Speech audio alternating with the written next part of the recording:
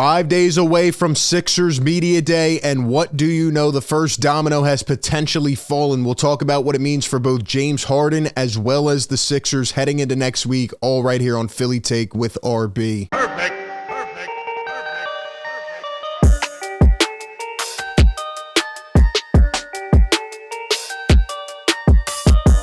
What is up, everybody? RB here. Welcome into the show. Hit the like, comment down below, subscribe, ring the bell. Don't miss any of the coverage. We will be ramping up the content heading into next week. And speaking of next week, it is going to be a very drama-filled week. There's going to be a lot of questions. Who knows how many answers there will be, but we kind of got a little insight into what it might look like. So we'll talk about that. But I want to ask you a question here to start off. Do you want another situation like this? Do you want another Ben Simmons showing up, phone in a pocket, getting kicked out, creating all this toxicity type of environment? I don't. Sixer fans should be excited about this season when they think, about a new innovative coach, when they think about Joel Embiid coming off an MVP and the elevation of Tyrese Maxey, et cetera, et cetera. But it seems like everybody I talk to or everybody I hear from, everybody's just down because they know that there's this situation at hand just lingering and just sitting right in front of your face.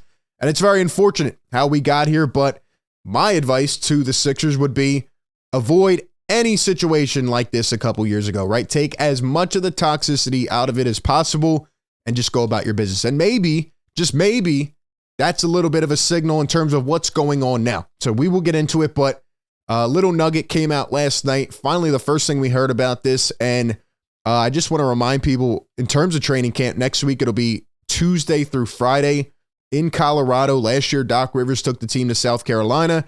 This year, Nick Nurse is deciding to take the team to Colorado. So they'll be across the country, and Media Day is set for Monday. Before they leave Monday, will be Media Day in Camden, New Jersey, and then they'll depart for Colorado. So there's one day where they're around, the hometown vibes with all the hometown media, and they're going to get peltered with questions, okay?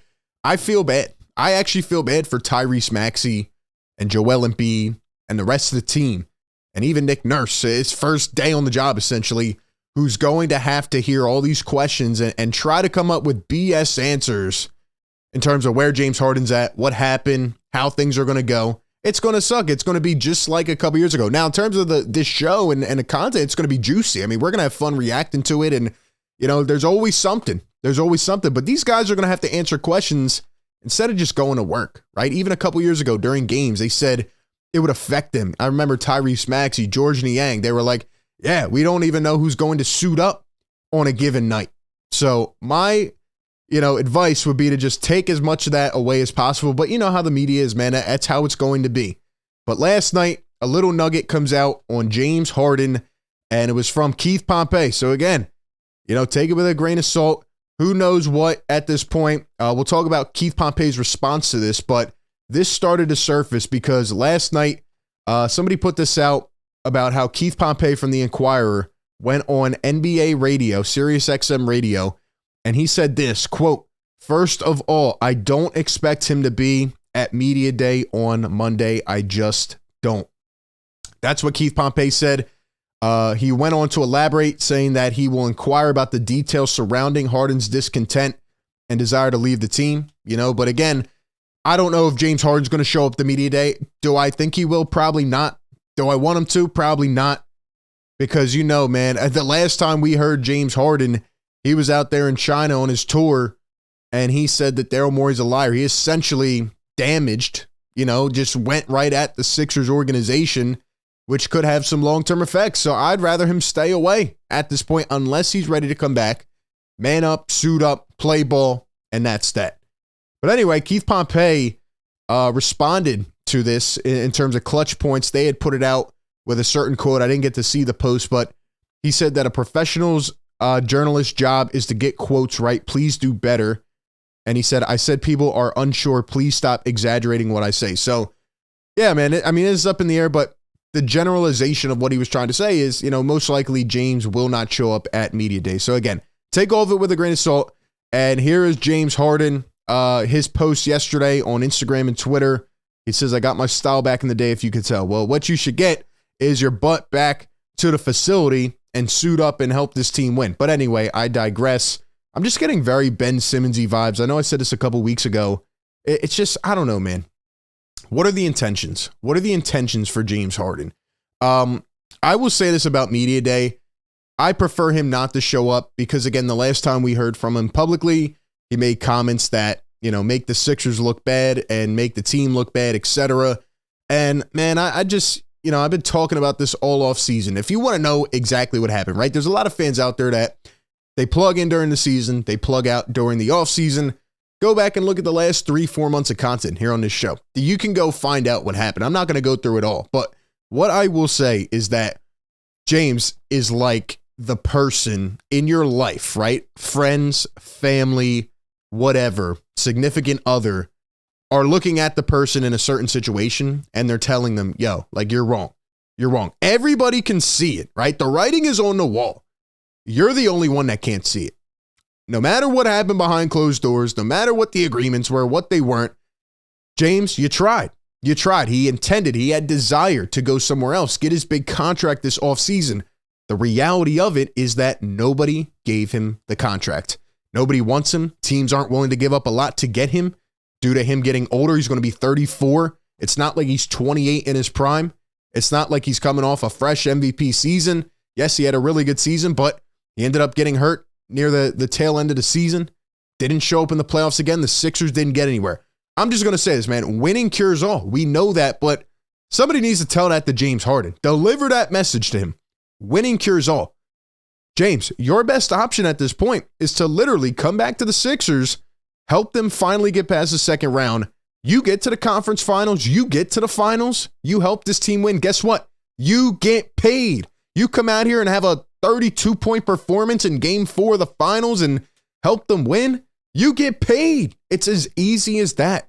The Rockets didn't want to bring you back. This team didn't want to bring you back. The Clippers don't want to give up anything to trade for you. At this point, your value is too low. So I understand James is trying to force his way to a certain destination. It's just getting to be a bad look. And I feel like everybody at this point, even within the NBA space, can see like it's pretty ridiculous to again ask for a trade. But again, this has been his identity. This is who he has been. It's unfortunate because I really do like his fit with Joel Embiid. I think the more time goes on, chemistry develops. But that's another thing. You can't bring him into this training camp situation and damage the chemistry of this team. Because I really believe Nick Nurse is going to have these guys more as a unit, right? Bring that fortitude of this team together that maybe has not been as transparent in recent years. And he's really going to bring these guys together. They're going to play more as a team. And, you can't have a guy in there who's dissatisfied. And I mean, I've been saying this for the last month. People are trying to bring reason to this situation. They're trying to conceptualize, okay, here's James Harden and here's why it can work. Like, no, you can't bring him back. You can't. It sucks because right now there's probably no other better options unless you pull off a crazy trade. But the guy called the GM a liar. He called him a liar, his former best friend. And there's just no way I see it working out. When James wants something, he wants what he wants, and he doesn't want to do anything else, right? He's laser focused on that choice and decision. And man, it's gotten ugly at this point. If I'm the Sixers, you got to look for a trade, right, to try to make this team better. Because I do believe they have talent, and I do believe with a couple extra ancillary pieces, maybe they can be a formidable team, right? No expectation on the Sixers right now. Let them do their thing with Nick Nurse, kind of how he did in the first year with Toronto. But, if you don't get any value at all, I understand Daryl Morey's got to hold out and do the best thing for the team. All I'm saying is a couple years ago, it just got really, really messy. You had Joel Embiid out there. I remember after training camp practice saying, I can't babysit. I can't worry about that. And Joel Embiid seems to be a lot better in terms of relationship with James Harden. The players seem to be fine with James Harden. So if James really wants to win, and that's how I'll kind of end this thing off, man, is like, if he really wants to win, if his desire is to come out here and complete the last goal on his checklist, and I've said this for a year now, he needs to play here in Philadelphia, right? There's no other better place, no other better situation for you. If you also want to earn that contract, the best place to probably try to do that is here in Philadelphia. And 1 year ago, when James Harden willingly chose to take a pay cut, he said, my intention is to help this team win a championship. And right now, your actions don't seem to be lining up the same way. If you want to help this team win a championship, I know you took a pay cut. You did a good thing for the team because you were the only really big free agent at the time. If you want to help this team win a championship, you come back for once, you change the narrative on your own name. You suck it up. You play. You handle business. And you don't go out and say outlandish things. You come back and handle it like a businessman and do what's best in the interest of the team. So that's where I'm at, man. But, I don't see it playing out that way. And I think the Sixers need to keep him away, because if he comes back and he shows up the media day and Keith Pompey asks him a question and he starts going off on the organization, then you're in a place where you can't go anywhere. You're trapped, and it just gets even worse. So we'll have to wait and see what happens. It's going to be a lot of drama next week. We'll be covering it up to date on everything. Appreciate everybody for tuning in. Be sure to like, comment, and subscribe. That being said, I will catch you all on the next one. Peace.